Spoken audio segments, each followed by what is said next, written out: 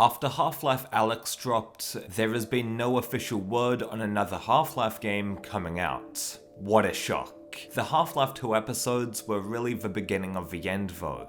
Scope creep was a huge reason why Half-Life 2 Episode 3 didn't come out. With the episodes, they wanted to make each one more and more ambitious, and Valve burnt themselves out.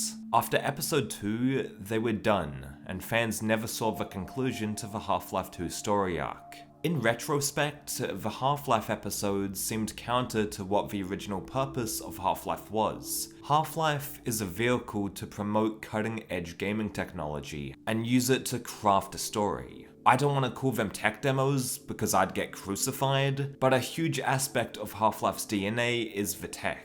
With Half-Life Alyx, they used VR to tell a Half-Life story. Valve was probably like, fucking finally, some new technology to play with. Let's use the Half-Life world as the sandbox. When the game was released, Half-Life fans were hopeful that the next big Half-Life game would come out sooner than later in VR. I don't really have that belief. I feel like Valve checked virtual reality off their list and are now probably going to wait for the next true gaming innovation to build another Half-Life game. I don't see a potential Half-Life 3 getting developed after, because Valve have already been there and done that with VR, which absolutely blows for fans that just want to see the story fucking end. Sure, Half-Life is extremely influential, broke new ground in the shooter genre, and innovated with its new gaming technology, blah blah blah, but I think at the end of the day, Half-Life fans became attached to the characters and story, not some fancy new engine. If Half-Life 3 dropped tomorrow using the Source engine and the same assets from Half-Life 2, most fans would probably be like, okay, this looks dated, but I can't wait to see where these characters go next. I know that the facial animation and physics engine in Half-Life 2 helped tell the story, but to me,